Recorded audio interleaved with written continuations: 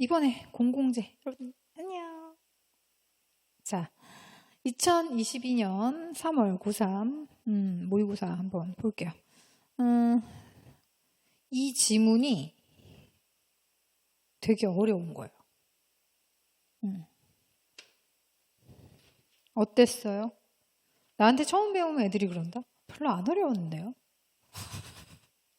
내가 막 물어봐. 그러면 그때부터 어려워져. 자, 가볼게요. 식품처럼 개인 차원에서 소비하는 사용재와 달리 공원처럼 여러 사람의 공동 소비를 위해 생산된 재화나 서비스를 공공재를 한다.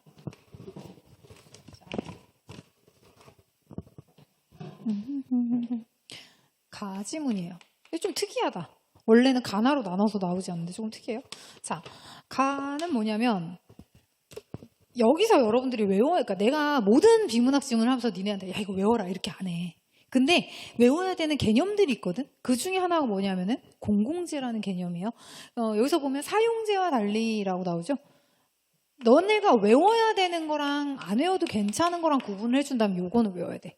사용재랑 공공재가 있어요.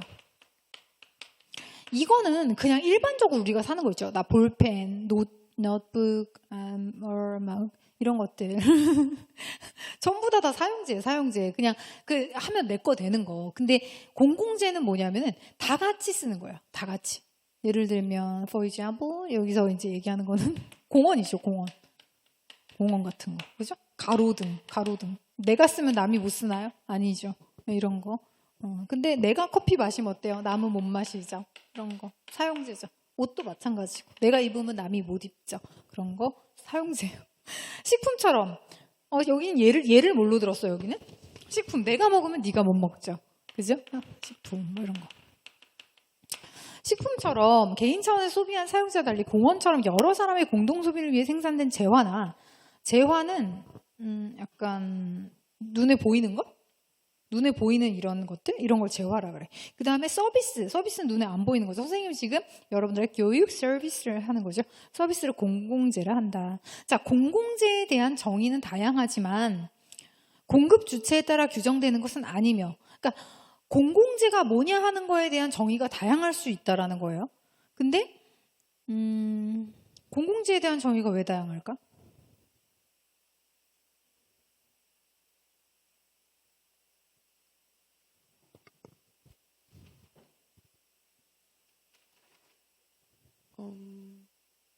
사람에 따라서 공공재의 정의가 달라요. 기관에 따라서 경제학에서 보는 어떤 정의 자체가 달라질 수 있다는 거는 공공재라는 거의 스펙트럼 자체가 조금 애매할 경우가 있다라는 얘기겠죠. 그래서 공공재는 원래 성격 자체가 배제성과 경합성이 없는 걸 말하거든요.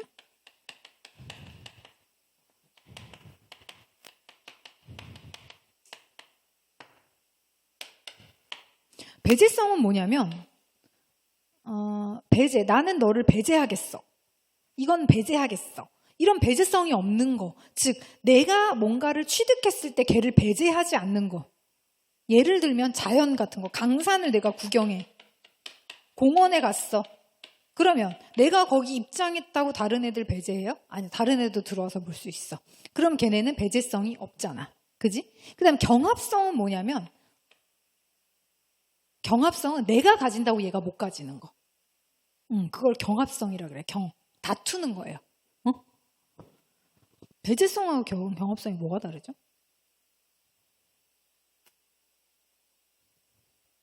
모르겠죠.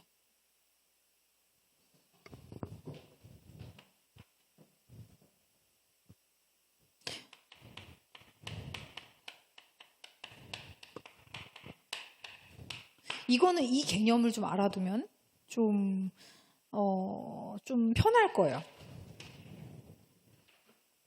공유재 또는 공유자원의 비국.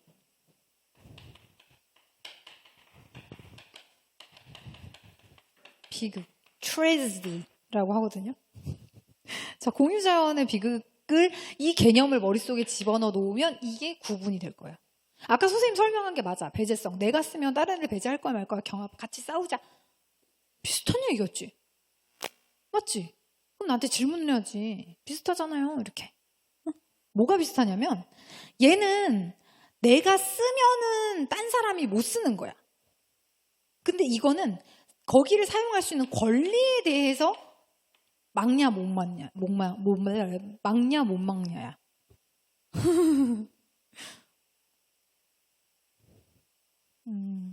그 다음에 경합성은 내가 소비를 한다고 하면 얘가 없어지는 거. 딴 사람이 못 쓰는 거. 실제로 내가 소비를 해버리면 딴 사람이 아예 못 써. 없어져. 이거는 권리를 말해. 예를 들어볼게.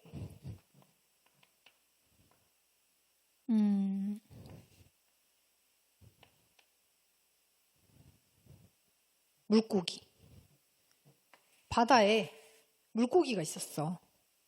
근데 여기는 주인이 없는 곳이야. 공유 자원이야. 공유. 모두가 다 같이 와서 쓸 수 있어. 근데 여기에 물고기는 100마리로 한정되어 있어. 근데 이게 주인이 없단 말이야. 누구나 와서 고기를 잡을 수 있어. 그럼 얘는 배제성이 있어 없어? 없지. 누구나 올 수 있다니까 권리는. 근데 문제는 뭐냐면 먼저 온 애가 이거를 다 잡았어. 그럼 그 다음 애가 소비할 게 없어지지. 그럼 경합성은 있는 거지.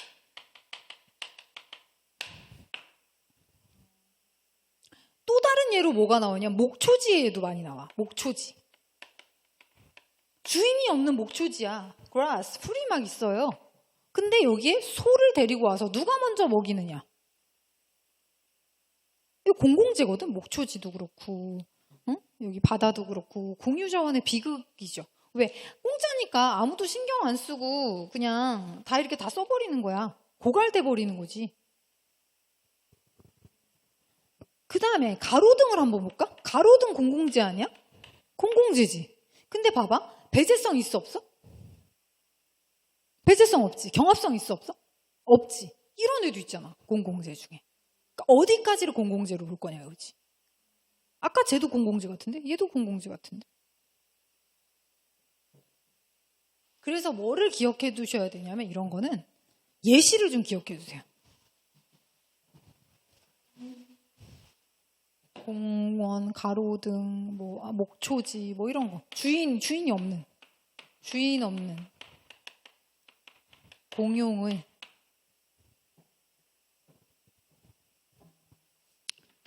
그래서 내가 왜 이 지문이 어렵다고 이야기를 하냐면 배경 지식을 모르면 절대로 제대로 해석해낼 수가 없는데 여기에 알아야 되는 배경 지식이 너무 많아서. 다시 해볼게. 식품처럼 개인에서 사용하는 게, 개인이 소비하는 게 일반적으로 많이 사는 게 사용재. 그 다음에 다 같이 쓰는 거를 공공재라고 한단 말이야. 여기서는 하나는 식품, 하나는 공원을 예로 들었어. 자, 공공재에 대한 정의는 다양하지. 배제성, 경합성이 다 없는 거, 다 있는 거, 둘 중에 하나 있는 거, 뭐 이런 식으로. 그죠? 아까 뭐 어디까지를 공공재로 인정할 건가는 좀 다를 수 있겠죠. 공급 주체에 따라서, 그러니까 공공재에 대한 정의는 다양할 수 있지만 누가 공급했냐에 따라서 규정되는 게 아니에요. 그러니까 이 목초지를 한 사람이 만들어서 그냥 놔둔 건지 아니면 정부가 이걸 꾸민 건지는 중요한 게 아니라는 거예요. 그게 아니라 재화나 서비스 자체의 성격에서 규정된다. 배제성, 경합성의 여부에 따라 결정된다는 거죠. 정부의 공공재 정책은 공익을 목적으로 하는데 이 공익이 무엇인가에 대해서는 실체설과 과정설이 있다. 공동의 이익, 모두의 이익에 대해서는 눈에 보여요? 안 보여요.이죠. 근데 공익이라는 게 있어. 공익은 실체가 있어. 이렇게 보는 게 뭐예요? 실체설이에요. 과정설, 뒤에 볼까요? 과정설은 뭐예요? 실체가 어딨어. 공익이 실체가 어딨어. 그냥 공익이 뭔지를 서로 논의해 나가는 과정인 거지. 딱 실체가 있다. 이게 공익이다. 이게 실체설이고. 그 다음에 과정설은 야, 실체가 정확하게 그런 막 진리, 이건 무조건 공익 이런 게 어딨어. 그냥 그 사회 구성원들 사이에 그걸로 나아가기 위해서 서로 과정 속에 있는 거지. 그게 과정설이죠. 그 실체설은 사회에서 합의된 절대적 가치, 아까 설명했지, 진리. 그죠? 예를 들어 인권 등을 공익이라 보는 입장이다. 인권은 무조건 공익이지.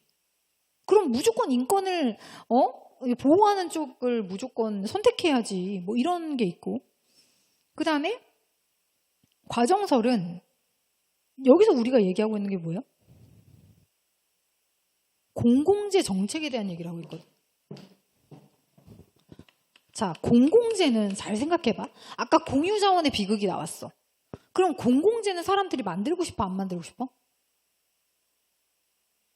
만들고 싶기도 하고 안 만들고 싶기도 하겠지. 무슨 얘기냐면 나는 아니지만 누가 만들었으면 좋겠는 거야. 뭔지 알아요? 나는 안 만들고 싶고 쟤는 만들었으면 좋겠는 게 그게 공공재의 성격이라는 거예요. 그래서 공공재를 만들고 싶을까 안 만들고 싶을까라고 했을 때는 답이 반반이죠. 나만 아니면 되는 거지. 자, 그러면 잘 봐봐. 공공재라는 거는 근데 필요해요, 안 필요해요? 필요하잖아. 가로등이 아무도 없어. 가로등이 없어.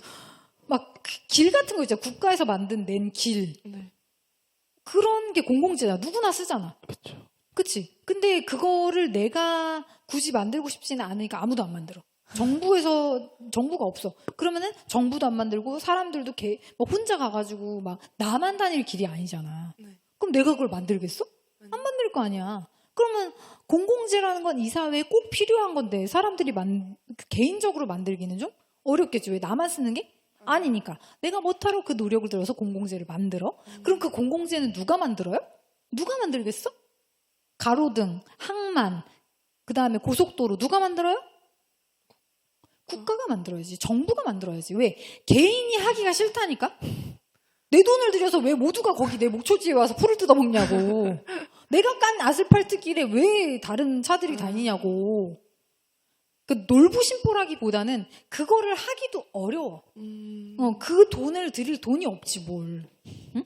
그러니까 개인이 하기 어려우니까 공공재라는 거는 어떡하냐면은 정부에서 많이 만든단 말이야. 그지? 그럼 정부에서는 뭘로 만들어 이 공공재를? 세금? 그렇지. 대통령이 막 호주머니를 털어가지고 만들진 않을 거 아니야. 국민들의 세금으로 만들 거 아니에요. 네. 맞아요? 네. 무슨 돈으로 만드냐고, 땅 파서 만드냐고. 그지? 그럼 국민의 세금으로 만들 텐데, 그럼 국민들의 세금으로 국민 모두가 쓰는 공공재를 만드는 건 오케이겠죠? 네. 괜찮아요? 오케이인데, 그러면은, what's the problem? 자, 세금은 유한해요, 무한해요? 유한하죠. 공공재를 만드는 거지 괜찮은데 뭐가 공공재인데? 그러니까 뭐가 공공재냐고? 그 공공재가 나한테 도움이 될 수도 있고 안 될 수도 있잖아. 네. 정부에서 이거를 가지고 누구한테 뭘 공급할 거냐는 거지.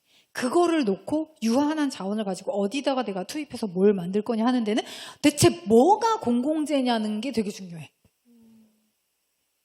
그래서 이 돈을 어디다가 어떤 공공재를 쓸 거야? 공익을 실현하는 공공재에 쓸 거야. 그러면 그 공공재에서 이 공익을 달성하는지 안 하는지를 확인해야지. 네. 그러면 또 우리가 또 뭘 해야 돼? 공익이 뭐야? 뭐가 공익이야? 이렇게 되는 거지. 그럼 뭐가 공익이에요? 공익이 뭐지? 공익이 뭐지? 실체가 있어. For example, 인권. 뭐 이런 거. 여기서 예를 든 거. 그 다음에 여기서는 뭐 인권을 위해서 뭐를 할지 뭐 인권 발전 위원회를 만드는 것도 공공재가 될 수 있겠죠. 네. 그 다음에 공익의 실체가 어딨어? 사회 구성원들이 합의를 해서 그때그때 상황에 따라서 과정으로 논의를 해가면서 그걸 결정해야지. 이거는 약간 독단적으로 정부에서 밀고 나갈 수 있겠지. 이거 공익이야. 끝이에요. 그렇죠? 네. 근데 이거는 사회 구성원들의 합의가 좀 필요하겠죠. 자, 볼게요. 다시. 자, 개인 차원의 소비한 사용자와 달리 공원처럼 여러 사람의 공동 소비를 위해 생산된 재화나 서비스를 공공재라고 한다. 공공재에 대한 정의는 다양할 수 있지만 공급 주체에 따라 규정되는 것이 아니며 재화나 서비스 자체의 성격에서 규정된다. 이해 잘 되죠? 네. 네. 정부의 공공재 정책은 공익을 목적으로 하는데 이 공익이 무엇인가에 대해 생각을 해야 어디다 돈을 쓸지 알 수 있기 때문에 그래서 공익에 대해서는 실체설과 과정설이 있다. 실체설은 사회에서 합의된 절대적 가치, 예를 들어 인권 등을 공익이라 보는 입장이다. 과정설은 공익과 특정 실체 연결, 부정, 노노염, 공익과 특정 실체 업저염, 공익을 발견해 나가는 의사결정 과정에서 적절한 절차를 중시한다. 자, 어떤 공익이 다른 공익과 서로 공존하기 어렵거나 예를 들면 둘 다 공익인데 그러니까 자 여기까지 따라와봐. Follow me. 자, 정부에서 국민의 세금으로 공공재를 만들 거야. 괜찮지? 왜 정부가 공공재를 만들 수밖에 없어? 개인이 만들 여력도 없고 그러고 싶지도 않으니까. 자, 그래서 꼭 그랬는데 공공재는 필요하니까 정부가 만들 건데 뭐가 공공재인데 공익을 위한 게 공공재라고 하자. 왜? 다 같이 돈 모아서 한 거니까 다에게 도움이 돼야지 그걸 만들겠지. 그러면 뭐가 공익이라는 건데 실체가 있다고 하는 사람도 있고 과정이 있다는 사람도 있어. 여기까지 하고 난 다음에 우리가 뭐라고 했냐면 이거 중요한 게 뭐냐면 여기까지 다 괜찮죠? 그럼 이게 실체가 있든 과정 중에 있든 그 공익을 따져가지고 공공재를 만들면 돼요. 뭐가 문제야? 뭐가 문제야? 응? 공익 두 개가 상충할 경우. 얘도 공익, 얘도 공익. 둘 다 현역이 아닌 거예요. 자, 공익이 상충하는 거예요. 자, 그래서 어떤 공익이 다른 공익과 서로 공존하기 어렵거나 예를 들면 뭐가 있을까? 이런 거에 예를 좀 기억하는 게 좋거든요. 무슨 예가 있을까? 공익과 공익인데 상충하기 어려워. 머릿속에 뭐 생각나요? 아무거나 생각해봐.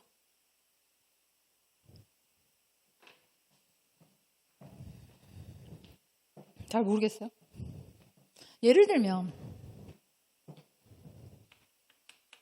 청년의 고용을 증가시키는 거 필요해요, 안 해요?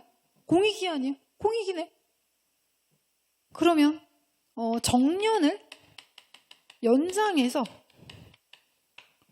요새는 100세 시대, 120세 시대 이러니까 그 정년을 연장해서 조금 더 고용을 연장하자.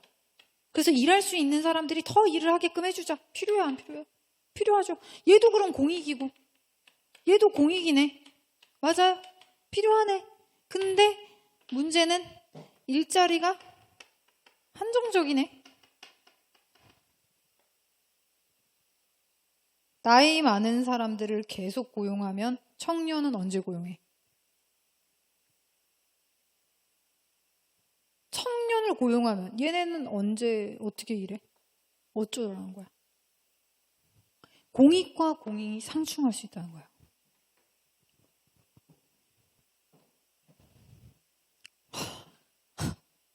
자, 적절한 절차를 거치더라도 자, 봅시다.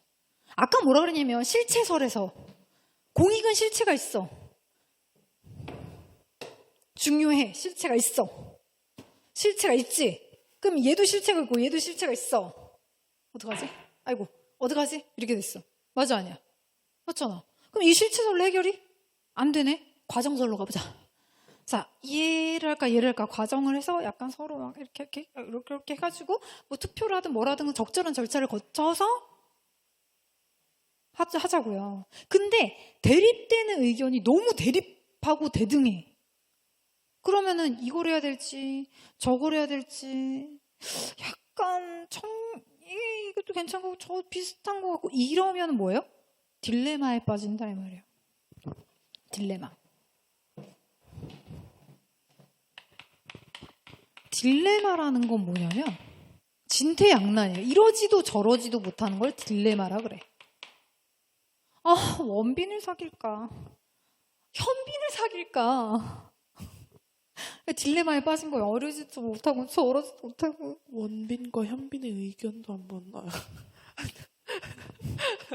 진퇴양난 이런 딜레마에 빠진 거죠. 그리고 상상만으로 너무 좋다. 그리고 이거랑 비슷한 게 뭐냐면 아이러니 아니에요? 아이러니하다. 이게 뭐냐면은 약간 이거는 아이러니를 되게 여러 가지, 그러니까 방대하게 써요, 우리가. 그래서 예를 들면 언어에서 얘기하는 아이러니는 반어예요, 반어. 반대로 말하는 거, 상황이랑. 얘가 너무 늦게 온 거야. 약속이 6시인데 7시에 온 거야. 그래서 걔한테 이렇게 말하는 거지. 너무 일찍 왔네. 이게 뭐냐면 반어야. 이거는 언어의 아이러니라 그래. 응? 언어적 아이러니. 아이러니가 근데 종류가 많다니까? 극적 아이러니? 극적인 아이러니가 있어. 이거는 뭐냐면은, 이런 거예요. 극 중에 그 영화나 이런 걸 보는데, 이 주인공이 되게 위험해. 주인공한테 막 다가오는 남자가 뒤에 막 칼을 막 들고 막 얘를 찌르려고 막 이렇게 가. 막 웃으면서, 그랬어요. 그래서 가. 근데 그 사실을 누군 몰라? 극 중에 있는 걔는 모르는데 그 관객들은 그걸 알아. 그거를 극적 아이러니라 그래요. 그러니까 얘가 이 상황 안에 있는데 얘는 모르고 오히려 그 밖에 있는 내가 아는 거? 그걸 극적 아이러니라 그런 거야. 아무튼 근데 그거 말고도 우리가 그냥 아이러니, 너무 아이러니하다, 뭐 이런 얘기 평소에 많이 쓰잖아요. 그것도 그냥 다 아이러니로 쓰시면 돼요. 그리고 아이러니가 있고 그다음 패러독스가 있죠. 패러독스. 이거는 역설이야. 모순이야. 모순이 뭐예요? 뭐예요? 모순이라는 게? 안 맞아. 너랑 나랑 모순이야. 이거 유래가 뭐예요? 모순의 유래. 모른다고? 그러지 마. 그러지 마. 모순이 뭐예요? 진짜 모순의 유래를 모른다고? 네. 이게 창 모자에 방패순자거든요. 알죠? 시장에서 어떤 사람이 이 창은 세상의 모든 방패를 다 뚫을 수 있는 창입니다. 그리고 좀 이따가 이 방패는 모든 것을 다 막을 수 있는 방패입니다. 그러니까 옆에 듣고 있던 사람이 그럼 그 창으로 그 방패를 찌르면 어떻게 돼요? 그랬더니 그 상인이 막 도망갔다는? 그러니까 말 두 개가 상충돼서 서로 논리적으로 맞지 아니하는 거를 모순이라고 해요. 그래서 패러독스는 그런 걸 얘기해요. 예를 들면 님은 떠났지만 나는 님을 보내지 아니하였습니다. 님은 떠났는데 나는 님을 보내지 아니하였대. 스토커야? 자, 그래서 이건 뭐냐면 님은 떠났어. 나를 찾어. 떠났지만 이거 한용님의 님의 침묵이라는 시의 일부분이에요. 님은 떠났지만 나는 님을 보내지 아니하였습니다. 보내지 아니하였습니다. 말이 돼요? 님이 나를 떠났는데 내가 님을 보내지 아니하였대. 사실 썰이 궁금해. 어머. 네가 날 떠나? 의자에 막 묶어가지고. 그게 아니고 님은 나를 떠났지만 내 마음속에서 님을 떠나보내지 아니했다는 얘기죠. 이걸 뭐라 하냐면 겉으로 봤을 땐 말이 안 되지만 곰곰이 생각해보면 말이 되는 거. 말이 안 되잖아. 모순이잖아요. 근데도 이렇게 표현하는 거. 곰곰이 생각해보면 말이 되죠. 이런 거를 패러독스, 모순이라고 하는 거예요. 자, 어쨌든 딜레마라는 건 이러지도 저러지도 못하는 딜레마다. 자, 그래서 정책 딜레마에 빠지 이러지도 저러지도 못하는 상황이 됐다 이거예요. 정책 딜레마는 비교 불가능한 가치나 대안에 대해, 그러니까 비교가 정확하게 되면 좋은데 그게 잘 안 되는 거죠. 어느 하나에 대한 선택하면 선택되지 않은 대안이 주는 기회 손실이 크기 때문에 선택이 곤란한 거예요. 곤란해. 이런 상황, 그러니까 A를 선택해도 리스크가 크고 B를 선택해도 리스크가 큰 거죠. 그러니까 되게 어렵죠. 그러면 이런 상황이 지속되면 어떻게 되면 정책 집행의 지연이나 논란이 심화돼요. 그래서 사회 전체 비용이 증가한다는 얘기는 뭐냐면 뭔가를 하나를 빨리 결정해서 밀고 나가야 되는데 그거를 해결하지 않으면은 여러 가지 문제들이 생길 수 있겠죠. 그 청년을 그래서 고용 일자리를 증가를 시켜줄 거야? 아니면은 정년 연장을 할 거야? 어떡할 거야? 했는데 이거 고민되네. 어떡하지? 어떡하지? 어떡하지? 그러니까 도로를 내가 여기다가 내야 되는데, 도로를 내야 되나? 이쪽으로 도로를 내야 될까? 아니면 요렇게 도로를, 그러니까 서울 부산을 이어야 돼? 아니면은 서울하고 전주를 어디를 이어야 되지? 아니면 이게 가로로? 그러니까 우리나라 지형이 세로니까 이렇게 세로로도 괜찮지만 가로가 약간 산맥이 있으니까 세로보단 가로를 먼저 하는 게 낫지 않나? 어떡하지? 어떡하지? 그러니까 산맥이 있으니까 가로로 하는 것도 되게 필요하고, 그러니까 서울 부산은 기차도 있는데 또 그거를 고속도로 내면 또 그렇고, 어떡하지? 어떡하지? 이러고 있는 동안 물자가 운반되지 못했다. 어디로도. 그러면 사회적 비용이 커져요? 안 커져요? 커지죠. 그러면 이런 상황에서 어떻게 해야 되냐는 거지. 정책 딜레마는 비교 불가능한 가치나 대안인데 어느 하나의 대안을 선택하면 선택하지 않은 대안이 주는 기회 손실이 크기 때문에 선택이 곤란해. 이런 상황이 지속되면 그래서 고민만 하다가 물자는 이동되지 못하고 끝난 거죠. 그러면 그 물자가 이동되지 못해서 발생하는 손실이 너무 크겠죠. 그러니까 고민을 오래 하면 오래 할수록 어때요? 손실이 크다. 그렇죠? 여러분들도 공부를 할까 말까? 하면 될까 안 될까? 어떻게 이 선생님한테 들을까? 저 선생님한테 들을까? 경제를 할까? 윤리를 할까? 뭘 할까? 어떡하지? 엄매, 화작 이러다가 손실이 크다. 공부를 하나도 못했다는 거죠. 어떻게 해야 돼요? 결단을 내리셔야 돼요. 그래서 좋아. 화작을 하겠어. 엄매를 하겠어. 이렇게 하고 하나를 밀고 나가야 내 삶이 좀 뭔가가 얻을 수 있다. 결실이 있을 수 있다. 그래서 어쨌든 우리는 결정을 빠르게 해야 돼요. 생각은 깊이 해야 돼. 결정은 빠르고 실행 정확하게 해주셔야 돼요. 자, 그래서 정부는 정책 딜레마 상황에서 벗어날 수 있는 방법을 꾸준히 탐색하지 않겠어요? 이 상황을 어떻게 벗어나지? 어떻게 하면 좀 더 좋은 안을 택하지? 고민할 거잖아. 그래서 얘네가 생각한 게 합리 모형이에요. 합리 모형은 뭐냐면 정책 목표와 수단 사이에 존재한 인과관계 적절성 등을 확보하여 딜레마 상황에서 최적의 대안을 선택할 수 있다고 설명한다. 여러분 보세요. 이거랑 뭐랑 되게 비슷하지? 봐봐.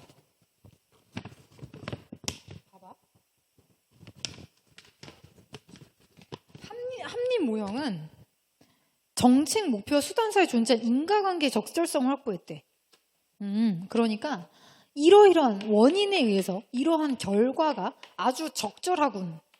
이거를 확보해. 그래서 결과를 어떻게 추론하냐면 아주 최선의 대안을 도출할 수 있다고 보는 거죠. 어떻게? 방법은 뭔데요? 여기서 중요한 거는 인과관계의 적절성을 확보해야 되는데 인과관계의 적절성을 확보하려면 그걸 알아봐야 되잖아. 그럼 충분한 시간과 예산과 정보 등이 의사를 결정할 사람들이 주어지면 여기 중요한 거, 모든 가능한 대안을 검토할 수 있대. 현실적으로.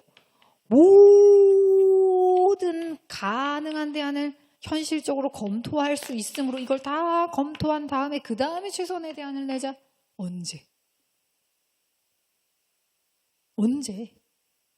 이거 어때요? 그러니까 이런 거지. 내가 컴퓨터를 사는데 컴퓨터에 대해서 잘 몰라. 그럼 처음에는 삼성도 갔다가 LG도 갔다가 맥도 갔다 가겠지. 그럼 이것저것 저것을 알아봤는데 나는 이 세상의 모든 컴퓨터 회사에 대한 부품과 모든 걸 다 알아봐야겠어. 그래서 이거를 다 알아보고 컴퓨터 박사가 되는 거죠. 그 안에 램이 뭐가 들어갔고 그래픽카드는 뭐가 들어갔고 그게 다른 컴퓨터에서 얼마인데 이 컴퓨터에서 얼마라고 할 수 있고 이 부품은 뭐고 이 겉에는 뭘로 만들어졌는데 이 안에가 어떻고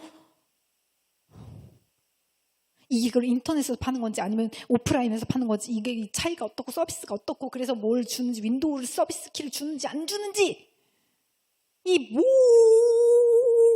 세상의 컴퓨터를 다 확인하고 내가 그 미국에서 직구를 하면 얼마고 한국에서 하면 얼마고 그럼 서비스가 얼마인데 이러한 상황에 생길 때 이 서비스는 내가 얼마에 어떻게 받을 수가 있고 애플 케어라면 어떻게 할 수가 있고 이렇게 다 확인을 하는 거죠. 언제 사? 컴퓨터 언제 살 거야? 언제 살 건데? 그러니까 이거는 너무 오래 걸려요. 그러니까 현실적으로 이게 최선의 대안이 뭐야? 대안을 내는 게 대한민국과 그런 거 하지 마. 자, 그래서 최선의 대안을 하는 게 약간 이게 어떤 느낌이냐면 귀납법의 한계를 보는 거 같지 않아요? 모든 거를 언제 하냐고. 못한다니까. 그래서 어떻게 하냐면 적당히 그러니까 가치를 어디다 둘 거냐에 따라 다른데 적당히 내가 이렇게 알아봐서 한 크게 3, 4 정도는 믿을만하니까 그거 알아봐서 내가 사용하는 주목적이랑 맞아서 가격이 뭐 오프라인, 온라인 뭐 그렇게까지 많이 안 따지고 그냥 집 앞에 있는 하이마트 가가지고 좀 산다. 그렇게 사람들이 소비를 하지 이 모든 거를 확인하고 사지는 않죠. 그게 뭐냐면 만족 모형이에요. 적당히 만족하는 수준에서 하자는 거예요. 선생님 그러면 언제 만족하는 거예요? 그거는 사람마다 다르지. 여기까지 알아봐야 되는 사람이 있고 저기까지 알아봐야 저기까지 다르지. 그러니까 각자 만족하는 데서 정리하자고. 각자 만족하는 데서. 그래서 만족 모형은 합리 모형을 전제한 상황은 오지 않죠.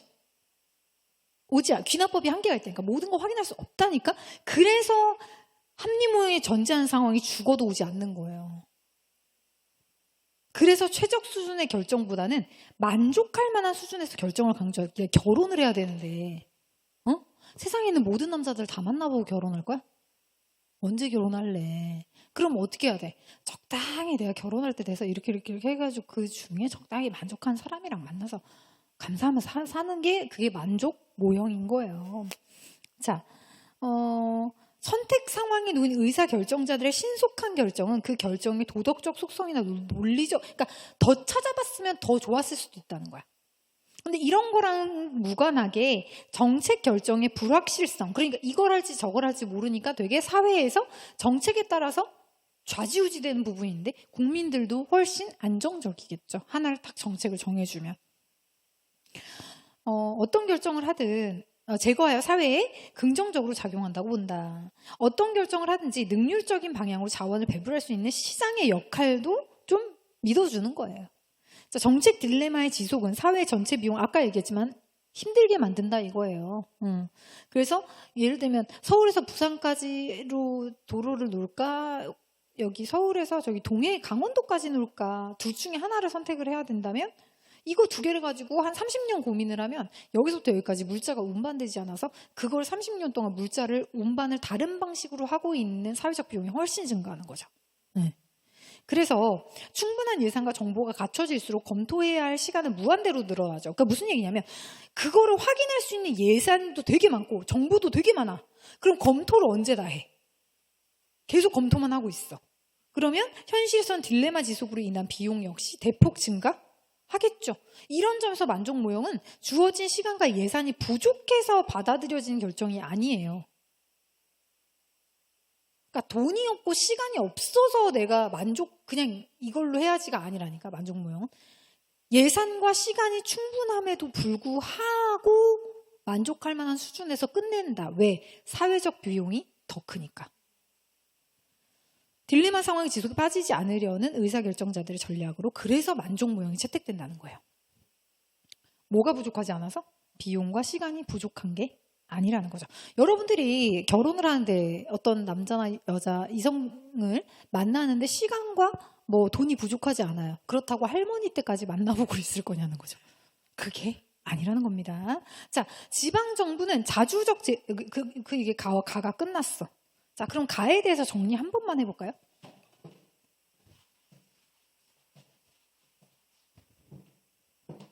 자, 가를 볼까? 사유제하고 첫 번째 문단. 사유제하고 vs 공공재가 있다. 그쵸? 근데 이 공공재는 뭐가 있어요? 뭐 어쩌고저쩌고 규정이 되는데 공공재 정책은 공익을 목적으로 하고 여기에 이제 공공재는 이제 공익을 위해서 사용되고 공익은 뭐가 있어요? 실체설과 과정설이 있더라. 그죠? 여기까지. 그러고 난 다음에 두 번째 단락. 근데 문제는 뭐냐면 어쨌든 실체든 과정이든 공익 두 개가 상충할 경우 어떻게 적절한 절차를 거쳤음에도 불구하고 얘를 할지 얘를 할지 모른다면 뭐에 빠져요? 정책 딜레마에 빠지게 된다. 자, 그러면 이 딜레마를 계속 딜레마에 있으면 우린 할머니가 될 때까지 결혼을 할 수가 없다. 그래서 이 딜레마에서 빠져나와야 되기 때문에 딜레마에 빠져나오는 방법으로 뭐가 있어요? 두 가지. 딜레마에서 빠져나오는 방법으로 뭐가 있었지? 그렇죠. 만족모형, 합리모형과 만족모형이 있었다. 그렇죠? 그러고 난 다음에 끝이죠. 응, 그렇죠. 그래서 사람들이 이거는 뭐 하는 거? 모든 거를 다 모든 시간과 모든 걸 다 해서 할머니가 될 때까지 모든 남자를 만나보자 뭐 이런 거고. 그다음에 만족모형은 뭐예요? 아, 시간과 그다음에 돈이 충분하지만 어떻게 하자고? 아, 내가 할머니 될 때까지 결혼 못할 수는 없으니 이쯤에서 만족하도록 하자 하고 이제 적당히 결정을 빠르게 내리는 것을 이야기를 한다. 그치? 이렇게 빠르게 내리는 이유는 뭐다? 왜냐하면 사회적 비용이 어떡하니까? 증가하니까. 아셨죠? 자, 그 다음 이게 가야. 너무 이해가 잘 되지. 나로 들어가 볼게요. 근데 가보다 나가 더 어렵다. 자, 나를 볼게요. 지방정부는 자주적 재원인 지방세원. 그러니까 우리가 요새는 풀뿌리 민주주의 막 이런 거 들어봤어? 그러니까 뭐 이렇게 중앙에서 전부 다 이렇게 해라 저렇게 해라 하는 게 아니라 각자 그 상황이 다 다르잖아. 그치? 그러니까 어떻게 하냐면 지방 정부랑 약간 분리를 해가지고 각자 상황에 맞는 정책을 하자 그런단 말이야. 풀뿌리 민주주의. 그래가지고 지방 정부가 있어. 그럼 지방 정부는 뭘로 먹고 살죠? 지방세로 먹고 살겠죠? 얘네도 세금을 받는단 말이야. 그러면 요새는 어떻게 해야 되냐면 자기네 지방으로 오라고 그래야 돼. 왜? 세금으로 먹고 세금으로 뭔가 운용이 돼야 되는데 이 세금은 어디서 나와요? 어디서 세금이 나오지? 그렇죠. 국민이 있으면 세금이 나오지만 국민들의 소득이 있을 때 세금이 나오죠? 소득이 없는 국민한테 세금을 나쁘다. 거두면 안 되죠.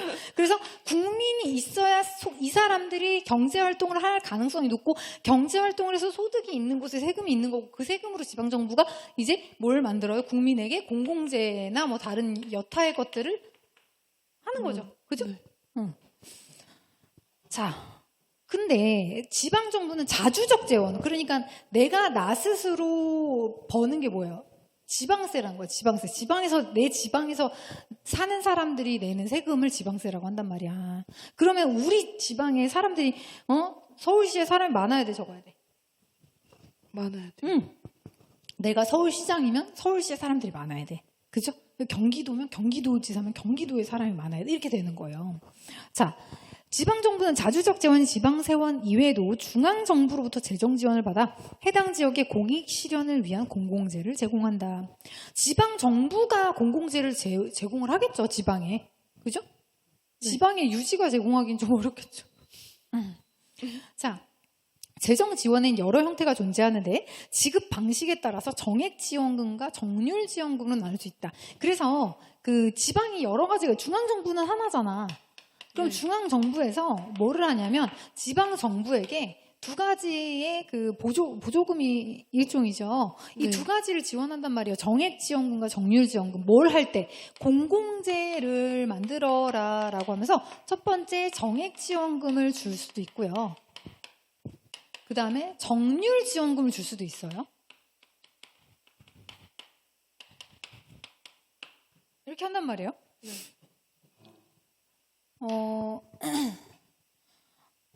여기까지 괜찮지? 정액지원금은 지역 주민의 공공재 지출과 상관이 없어. 액수가 정해져 있는 지원금이니까 그 지역 주민이 공공재에 얼마나 지출을 하든 상관없이 그냥 그 금액을 주는 거야. 근데 비율, 퍼센트는 뭐냐면은 공공재의 단위당 비용에 대한 일정 비율의 형태로 지원된다. 어렵지? 네. 뭐냐면 정률 지원금이란 공공재 단위당 비용에 대한 일정 비율의 형태로 지원된다. 이게 무슨 말이냐면 자,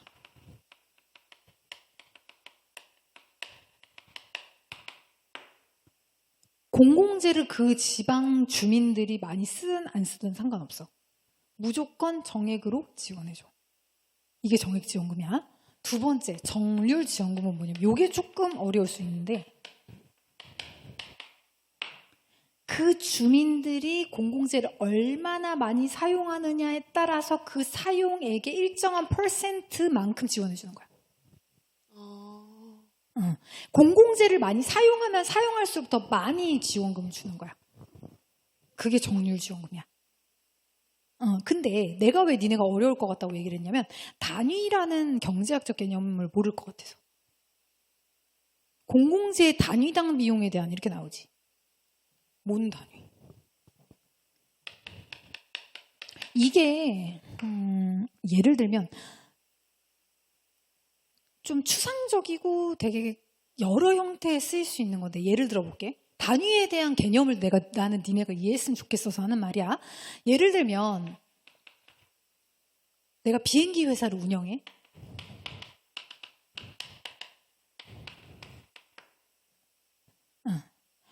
Ladies and gentlemen. 비행기 회사를 운영하는데 내가 인천에서 어디 가고 싶어요? 뉴욕 가볼까요? 뉴욕 갔어요.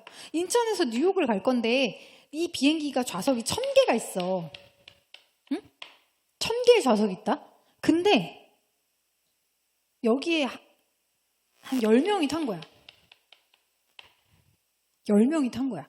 그러면은 10명이 타나 1000명이 타나 어차피 여기까지 가는 비용은 완전 똑같진 않지. 왜냐면 기내식을 제공해야 되니까. 약간 다르지만 그래도 뭐 비행기 사용 그다음에 그분 비행기를 모시는 분 운전은 아니 기장 그렇지 기장분 월급도 그렇고 그다음에 우리 승무원분들 월급도 그렇고 그다음에 주유비라든지 뭐라든지 이게 필요할 거 아니에요. 그런 비용이 크게 차이가 나지 않는데 어쨌든 그럼 나는 뭐 하는 게 좋아? 한 명이라도 더 태우는 게 낫지 않아요? 그렇죠? 그러면 이때 얘기하는 게 뭐냐면 한 단위를 증가시킬 때 드는 비용은 예를 들면 뭐 기내식이 2,000원이야. 그럼 2,000원이면 한 단위가 증가되는 거지. 그러니까 여기서 비행기 회사에서 인천에서 뉴욕까지 가는 비행기 안에서의 한 단위가 증가된다라고 하면 그거는 뭐예요? 하나의 시트. 좌석을 의미하고 그 한 단위가 증가하면서 더 들어가는 비용은 2,000원. 기내식이 될 수 있겠죠. 비용이 될 수 있겠지. 이해됐어요? 그런 거를 단위라고 해서 또 다른 예시를 들어줄게. 예를 들면 내가 수도 회사야. 수도 회사. 물을 내가 공급을 하는데 전국에 파이프라인을 다 깔았어. 파이프를 막 다 깔았어. 엄청난 비용이 들겠죠. 그러고 난 다음에 처음에 초기 비용이 어때? 비행기 회사도 그렇고 파이프 회사도 그렇고 어때? 초기 비용이 어마어마하게 들겠죠. 그러고 난 다음에 한 단위를 증가시킨다는 걸 예를 들면 한 집에 1리터의 물을 더 공급할 때 드는 비용. 한 단위가 증가될 때 10원이 더 들어. 이렇게 한 단위가 증가될 때는 10원이 더 든다. 한 단위가 더 증가될 때는 한 좌석의 기내식이 2,000원이 더 비용으로 들어간다. 그러면 나는 걔네한테 얼마를 받아야 되나? 뭐 이런 식으로. 예를 들면 사과야. 내가 사과를 짝으로 팔아. 박스로 팔아. 그러면은 그 한 단위가 뭐예요? 한 상자가 될 수 있겠지. 내가 한 개씩 팔면 한 개가 될 수 있겠지. 그래서 단위라는 거는 고정적인 의미가 아니에요. 이해가 이제 좀 돼요? 그리고 아까 얘기했지만 계속 얘기해서 미안한데 좀 더 설명해 주고 싶어서 컴퓨터를 내가 사는데 컴퓨터를 알아볼 때 정보 양도 단위가 될 수 있어. 그래서 한 단위를 더 알아보는 데 드는 비용은 나중에 점점 증가해요. 비용이. 처음에 아무것도 모를 때는 조금만 알아봐도 아는 게 많지.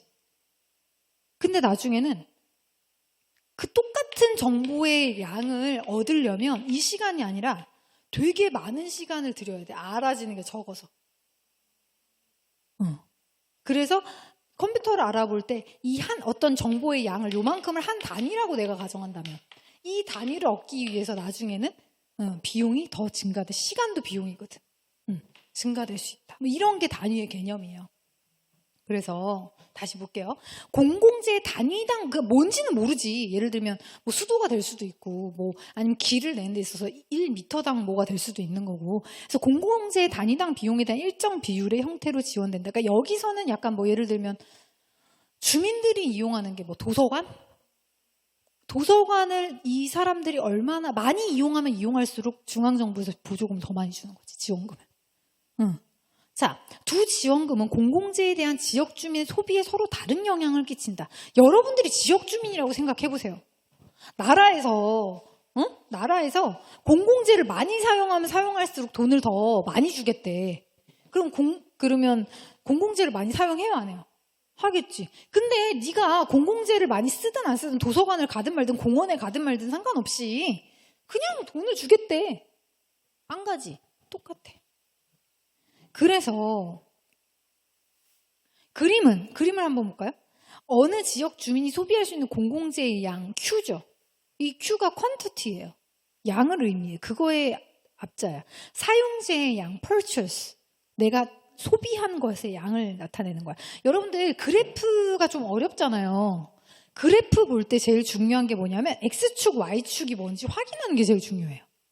그것부터 봐. 무서우면 너무 무서워 이러고 있지 말고 X축과 Y축이 뭘 의미하는지부터 가장 1차로 확인하는 게 제일 중요하거든요. 그래서 이 P가 뭐냐고? 사용재예요. 사용재.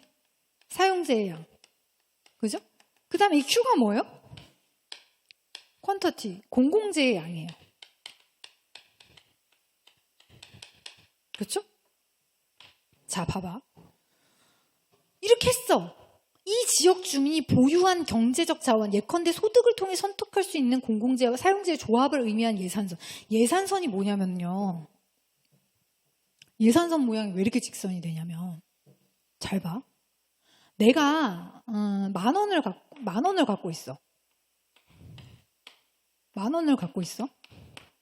근데 이걸로 볼펜을 10개를 살 수도 있고 연필을 20개를 살 수도 있어. 섞어서 살 수도 있겠지. 그러면 여기가 볼펜이고 여기가 연필이라고 했을 때 볼펜을 10개 사면은 나는 10,000원 다 쓰지. 그럼 내 예산을 전부 다 쓴 거지. 예산선은 내 예산을 다 써야 돼. 예산선이라는 것 자체의 개념이 뭐냐면은 나 예산 10,000원이지만 난 8,000원만 쓸래. 이거 안 돼. 다 써야 돼. 그래서 내가 볼펜을 10개 쓰면 내가 연필을 몇 개 살 수 있어? 1개. 그래서 점이 여기야. 연필 내가 20개 사면 볼펜 1개잖아. 그래서 점이 저기야. 좀 더 길게 하고 싶어. 응? 그러면 예를 들면 볼펜 5개 사면 연필은 어디 가야 돼? 연필도 반밖에 못 사지. 10개 사지. 그러면 요 점이지. 이런 식으로 해서 이으면 이렇게 직선이 돼. 그래서 이 예산을 들여서 이 두 가지를 구매할 수 있는 총량이야. 얘네들이 이 두 개를 합쳐서 최대한 예산을 다 썼을 때 그거의 그 점들을 모은 게 이거야. 그래서 이렇게 돼.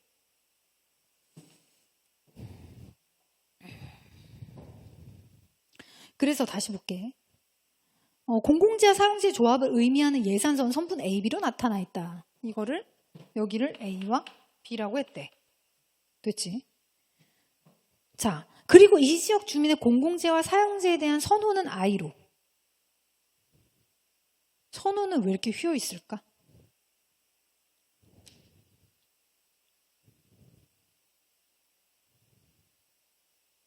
왜? 이게 무슨 말이지? 선호를 왜 이럴까? 왜 이 모양이 나타날까?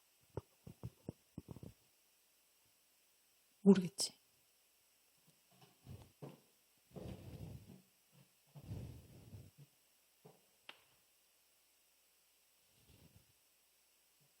이걸 무차별 곡선이래. 이게 모양이 조금 이상해. 이렇게 되면 안 돼. 약간 내려와야 돼. 이렇게. 이걸 무차별 곡선이라고 그래요? 이름을 외워. 무차별이야. 그냥 무차별하게 그냥. 왜 무차별 곡선인지 알아요?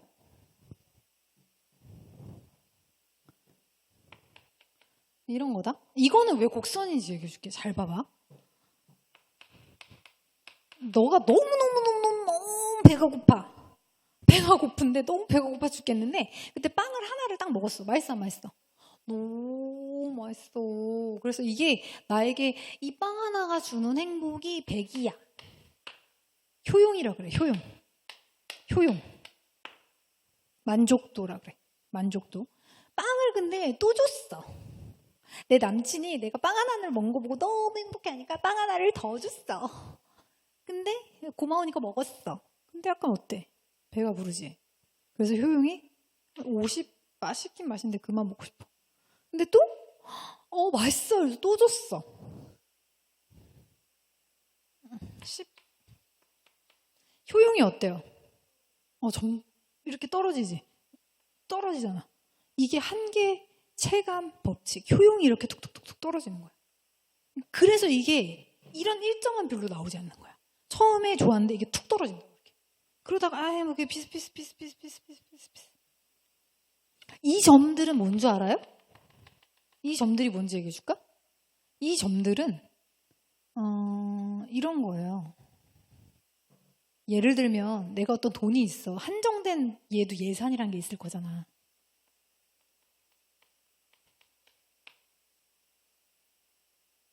그러니까 예산이라기보다 어떤 뭐라 하지?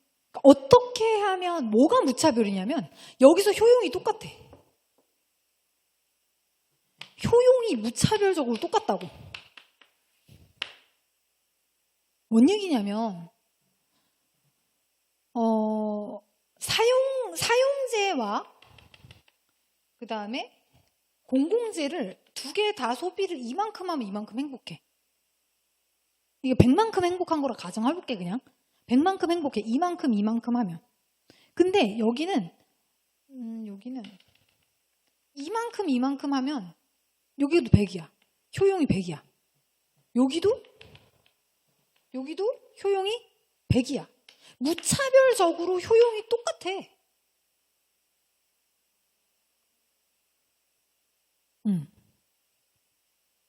내가 예를 들면 빵이랑 우유를 같이 먹는 거랑 빵만 먹는 거랑 이런 차이야. 이 정도의 효용을 얻으려면 내가 빵만 겁나 먹어야 돼. 우유 조금이랑. 근데 빵 적당히 우유 적당히 먹는 거랑 행복한 게 똑같다고. 그리고 우유만 너무 많이 먹고 빵이 너무 적어. 그러니까 우유를 이만큼 먹고 빵 이만큼 먹는 거랑 똑같다고. 그러니까 이런 걸 나타내거든. 그럼 봐봐. 근데 재밌는 건 뭐냐면 얘는 돈이 똑같지. 얘는 돈을 나타낸 게 아니야. 효용을 나타낸 거야. 내 만족도를 나타낸 거라고. 각각의 점에서 들어가는 돈이 달라. 이걸 만족하려면 내 예산이 여기 와 있어야 돼. 같은 행복인데. 그럼 나는 경제학적으로 소비하려면 어디서 소비해야 돼? 예산선과 가장 최하로 만나는 지점에서 소비해야 돼. 그게 내가 가장 행복하면서 가장 돈을 적게 쓰는 경제적인 행복이야. 그래서 이 지점에서 소비하게 되는 거예요. 그래서 보면 이 지역 주민의 공공재와 사용재에 대한 선호는 그래서 선호야. 그냥 만족도야. 재정 지원에 따라 변화된 선호 I-로 나타나 있다. 지방정부가 지역 주민이 원하는 바를 충실히 반영한다는 걸 전제할 때, 그러니까 다 안다라고 했을 때 불가능하지만 근데 이 지역에서 선택하게 될 공공재와 사용재의 조합은 균형점 2로 나타나 있다. 그래서 봐봐. 사용재와 공공재를 얼만큼 드리느냐에 따라 이 국민의 만족도가 달라지는데 너네가 정부면 이만큼을 들여서 여기에서 만족을 줄래? 요만큼 예산을 들여서 여기서 만족을 줄래? 여기서 만족 주는 게 낫잖아. 왜? 가장 적은 비용으로 가장 어쨌든 동등한 효용을 주는 거니까. 그래서 여기서 공공재와 사용재의 양을 결정하는 거야.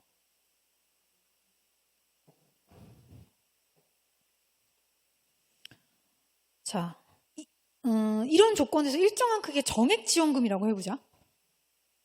정액지원금이면은 그냥 이게 예산 자체를 아까 예를 들면 10,000원에서 뭐 12,000원으로 올렸어. 정액 이렇게 올린 거잖아.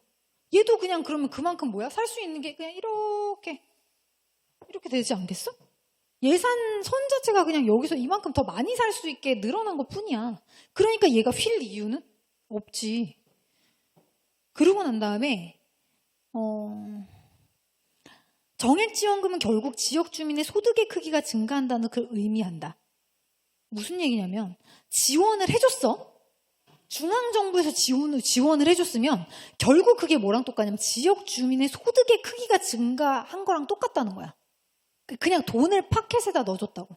중앙정부에서 파켓에 넣어줬어. 그럼 내 소득이 그냥 늘어난 거랑 똑같지. 자, 그럼 니네는 그 돈을 공공재 사용하는데 굳이 가서 쓸래? 그치. 그래서 정액지원금하고 정률지원금이 다른 거야. 나타내는 효과가 다른 거예요. 자, 정액지원금은 공공재 소비든 사용재 소비든 어디든 사용돼도 돼. 그래서 이 정액지원금을 받은 후에 예산선은 원래 예산선이 바깥쪽으로 평행해서 만들어진 JK가 되거든. 근데 그림에는 정액지원금을 받은 후의 균형점이 이 B로 되어 있다. 왜냐하면 얘들아 무차별 곡선은 있잖아. 어떻게 만들어줄 수 있는 줄 알아? 많이 만들어줄 수 있어. 그러니까 이걸 그냥 안 그려서 그런 건데 이런 똑같은 이런 모양으로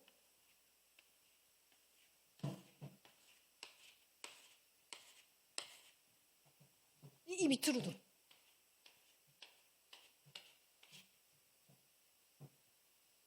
그냥 드래그해. 다 무차별 곡선. 근데 문제가 뭔지 알아? 얘끼리 같은 효용을 주는 건데 얘가 올라가면 올라갈수록 효용이 커져. 이 선끼리만 같은 거야, 효용이. 이 선끼리만. 그럼 봐봐. 내가 이걸 잡고 위아래로 긁어내리거나 올릴 수 있는데 자, 예산선이 여기 있어. 그럼 난 어디서 멈추는 게 제일 좋아? 여기서 멈추는 게 제일 좋지. 그렇지 않겠니? 굳이 여기 가서 똑같은 효용을 갖다가 예산을 더 써가고 여기다 쓸 거야? 그건 아니잖아. 그래서 이 만나는 이 배불뚝이 가장 낮은 지점에서 소비를 하는 거야. 알겠지? 자, 그러면 예산이 더 늘었어. 나는 더 큰 효용을 느낄 수 있어. 많이 가진 많이 갈수록 행복하니까. 아니, 그렇게 생각하지 않지만 어쨌든 경제학적으로 그렇다는 거야. 그러면 요 되게 많은 무차별 곡선 중에 여기에 걸리는 애를 그냥 그려놓은 거야. 응? 그래서 그게 이 B 지점인 거예요. 이론적으로 정액지원금은 지역 주민의 소득 증가와 동일한 효과를 내기 때문에 아까 얘기했잖아. 정액지원금은 파켓에다가 돈을 넣어주는 거기 때문에 지역 주민 소득 증가랑 똑같죠. 그럼 각 지역의 기본적 재정 기반을 보완하는 것과 동시에 지역 간 재정 격차를 조정할 수 있지. A라는 지방과 B라는 지방 중에 A라는 지방 애들이 좀 돈을 못 벌어. 그러면 중앙정부에서 얘네를 아예 주머니에다 집어넣어줘서 여기랑 여기의 격차를 해소할 수 있다는 얘기예요. 한편 정률지원금은 공공재 공급 보조율에 따라 예산선의 기울기를 변하게 한다. 자, 볼게요. 얘는 그냥 얘를 올렸잖아. 근데 봐봐. 정률지원금은 퍼센테이지로 지원해 준다며? 공공재를 그럼 많이 쓰면 많이쓸수록 많이 지원해 주겠네? 그럼 공공재를 안 쓰면 어때? 지원 안 해주겠네? 그럼 선이 여기서 시작하는 거야. 공공재를 쓴 적이 없으니까. 많이 쓰면 많이 쓸수록 지원을 많이 해주는데 난 여기서 앞쪽에서는 뭐해? 공공재를? 봐봐. 사용재가 많고 공공재 양이 적잖아. 그지? 그러면 공공재의 양이 적으니까 조금만 지원해 주는 거야. 근데 가면 갈수록 어때? 공공재의 양이 늘어나고 있지. 이렇게 지원해 주겠지. 많이 쓰면 많이 쓸수록. 그래서 얘는 기울기가 변하지. 그럼 선생님 이 기울기는 정해져 있나요? 그거는 중앙정부에서 몇 프로를 주느냐에 따라 다르지. 여기서 10% 주겠다 그러면 여기까지 올 거고, 뭐 50% 주겠다 그러면 여기까지 올 거고. 기울기는 거기 정해진 비율에 따라 달라지겠죠. 자, 그림에서 원래 예산선은 선분 AB였는데 정률 지원금으로 인해 예산선 AG로 변하게 된다. 여기가 AG겠지. 됐지? 아까 뭐였지? 뭐 여기 뭐라고? Z, JK? 여기 K? 비슷비슷 몰라 아무튼. 뭐 이렇게 되겠죠? G를 더 저 바깥으로 뺐네. 자, 그래서 정률 지원금으로 인해 예산선 AG로 변하게 된다. 이렇게 정률 지원금이 지급되면 그 지역이 선택하게 되는 균형점은 이 M이 된다. 그러면 이 선에 맞는 또 가장 무차별 곡선, 가장 배가 딱 나와 있는 그 지점이 되겠죠. 이해됐죠? 자, 이 경우 그 지역이 선택하는 공공재량이 증가되는 것으로 나타나 있다. 결국 가격 보조의 의미를 갖는 정률 지원금은 가격 보조라는 건 뭐예요? 공공재를 쓸 때 깎아줄게 말이랑 똑같단 말이야. 그럼 공공재를 많이 쓰면 많이 쓸수록 더 많은 디스카운트를 받는 거와 같다는 거죠. 그래서 지방정부가 더 많은 공공재를 생산하도록 유도하는데 정액지원금보다 더 효과적이죠. 그러면 내가 중앙정부면 정률지원금을 지원을 해줘야 되겠네. 공공재를 만들고 싶다 하면. 자, 앞서 언급했듯 이론적으로는 정액지원금이 지역주민의 소득 증가와 동일한 효과를 갖지. 근데 실증 연구에 따르면 어때? 정액지원금이 교부 막 줬을 때 직접적으로 소득이 증가했을 때보다 공공재 추가적 생산을 더 촉진시키는 경우가 있다. 이러한 현상을 끈끈이 효과라고 한다. 머리에 잘 들어와요? 따라서 어떤 정책이 공익 실현 목적에 더 적절할 것인가에 대해 의사결정자들은 숙고, 깊이 생각할 수밖에 없다. 이러한 현상을 끈끈이 효과를 한다. 따라서 어떤 정책이 공익 실현 목적에 더 적절할 것인가에 대해 의사결정자들은 숙고할 수밖에 없다. 왜 끈끈이 정책이라고 하는데?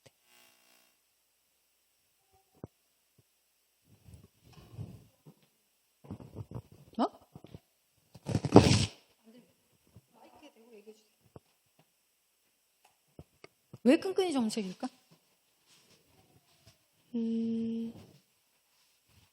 소득이 많아지면 여유로워져서. 뭐라고? 소득이 많아지면 여유로워져서 세금을 더 걷고? 세금을? 아니, 잠시만요. 네, 생각해보세요.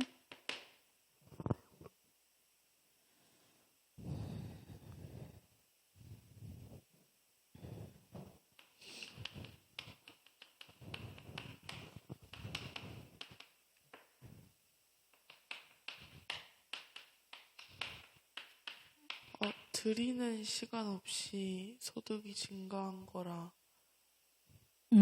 그 남는 시간에 공공재를 이용해서?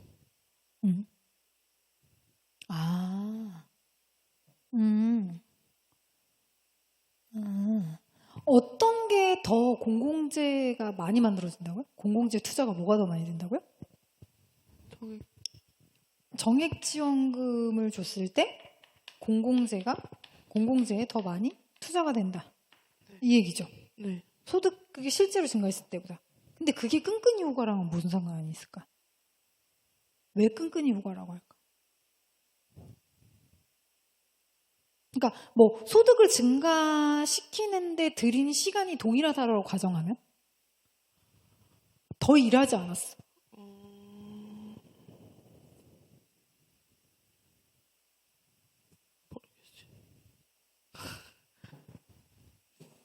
그래서 이런 내용은 배우지 않으면 이해가 힘들어요. 아까도 문학에서 그랬죠. 문학에서 배우지 않으면 무정한 저 대승은 인해안을 도두는다. 아무리 앞뒤로 문맥을 살펴봐도 알 수가 없잖아요. 얘도 마찬가지예요. 이 지문에서는 이 내용을 아무리 열심히 1년, 2년 숙고해보셔도 알 수가 없습니다. 왜냐하면 그 논리가 맞는지 안 맞는지조차 확인할 단서가 없어요. 그래서 제가 설명을 해드리는 거예요. 자, 앞서 언급했던 이론적으로는 보세요. 정액지원금이 지역주민 소득 증가와 똑같죠. 그렇죠? 그러면 정액지원금, 즉 주머니에 그냥 돈을 넣어주는 거하고 소득이 증가한 거하고 완전히 동일하단 말이야. 그럼에도 불구하고 실제로는 어떠냐면 정액지원금이 교부되었을 때가 직접적으로 소득이 증가했을 때보다 공공재 추가적 생산을 더 촉진시키는데 끈끈이 효과라는 것 자체가 뭐냐면요. 처음에 돈을 받은 곳에서 마치 파리가 끈끈이에 붙어서 날아가지 못하듯이 이 돈이 fly, 파리야. 여기가 지방 정부야. 여기에 파리가 붙어서 날아갈 수 없는 것처럼 지방 정부에서는 이거를 파켓에다 넣어줘야 되잖아요. 안 넣어줘.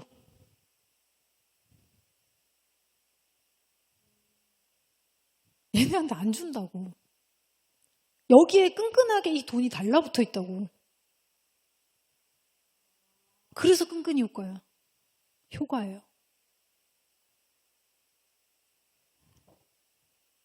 그러면 여기서 끝나는 게 아니죠. 그러면 왜 이 끈끈이 효과는 공공재를 촉진시키는가? 공공재를 왜 더 많이 만들게 하는가? 공공재에 왜 추가적 생산을 만드는가?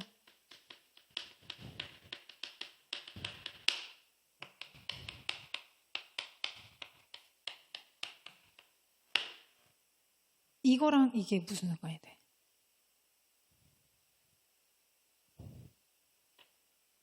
그렇죠?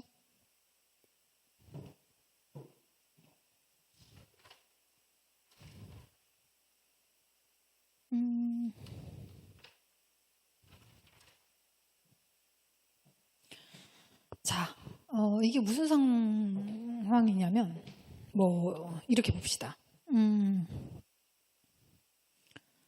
그 주민들이 있어요. 주민들이 정액으로 돈을 받았다고 해볼게요. 응? 어쨌든 그렇게 되면은 공공재 자체가 이게 뭐랑 똑같냐면 약간 세금을 감면해주는 효과가 있어요. 정액지원금이. 정액지원금은 세금 감면, 감세의 효과가 있거든요. 왜 그러냐면 아니요. 그게 아니라 아까 세금은 번 거에서 가져온다 그랬잖아, 일부를. 근데 내가 번 거는 요만큼이면 세금은 이만큼 내잖아. 근데 여기에 더 줘. 그리고 세금은 여기에만 냈잖아. 그러니까 감세된 효과가 있는 거죠. 내가 쓸 수 있는 돈에 비해서 감세 효과가 있는 거죠. 그죠? 그럼 감세 효과가 있는데 어쨌든 내가 이렇게 돈을 많이 쓸 수 있는데 그러니까 세금이 감소되다 보니까 공공재를 내가 사용하는 그 금액도 그게 뭐가 됐든 얼마가 됐든 좀 싼 느낌이 들어. 그래서 어떡하냐면 공공재가 많이 만들어졌으면 좋겠다고 주민은 생각해요. 그래서 어떡하냐면 이거를 공공재를 만들어달라는 요구를 정부에 하게 돼요. 지방정부에. 근데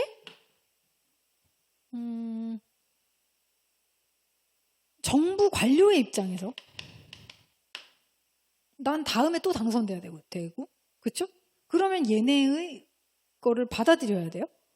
근데 내가 뭔가 시장이 됐다든지 도지사가 됐다든지 이러면 내가 뭔가 되게 막 한 것 같아야 되는 거 아니야? 내가 막 청계천도 하고 내가 이것도 하고 이것도 했어. 내가 항만을 만들고 돌을 만들었어. 이래야 되는 거 아니야? 근데 그렇게 하려면 뭔가 업적을 과시하려면 뭐가 있어야 돼요? 돈이 있어야 되잖아. 근데 그 돈은 원래 어디서 와요? 세금에서 오잖아. 근데 이거를 많이 하려면 돈이 많이 드는데 그럼 세금을 높이면 얘네가 화를 내 안 내? 그럼 나는 선거에서 다음에 떨어지겠지. 그러면 나는 세금을 높일 수가 없지. 그럼 어떻게? 중앙정부에서